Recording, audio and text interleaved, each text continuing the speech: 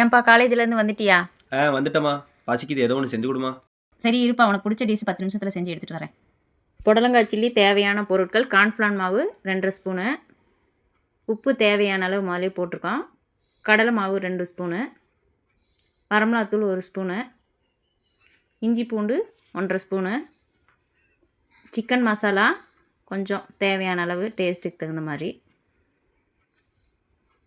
Lemon அரை lemon புழிஞ்சுக்கிறணும், நல்லா போட்டு கலக்கி எடுத்துக்கிறணும். கொஞ்சம் தண்ணி தெளித்த மாதிரி விட்டுக்கிறணுங்க, ரொம்ப ஊற்றிடக்கூடாது. புடலங்காய் அரிஞ்சு வச்சு கழுவி வச்சதை எடுத்து உள்ளே போட்டு கலக்கி, புடலங்காயை போட்டு உள்ளே நல்லா நம்ம இன்க்ரீடியன்ட்ஸ் கூட சேர்ந்து நல்லா மிக்ஸ் பண்ணி எடுத்துக்கிறணுங்க.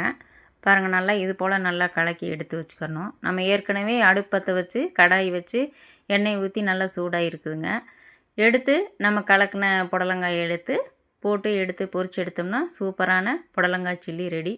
நல்லா கிறிஸ்பியாக சூப்பராக இருக்கும். பொழுதுக்கு திருப்பி விடக்கூடாதுங்க, போட்டோடனே ஒரு 2 நிமிஷம் விட்டுறணும். பொரிச்ச புடலங்காய் சில்லியை எடுத்து லெமன் ஆனியன் கட் பண்ணி என் பையனுக்கு கொண்டு போய் கொடுத்தேன். சாப்பிட்டு நல்லா இருக்கான்னு சொல்லுப்பா.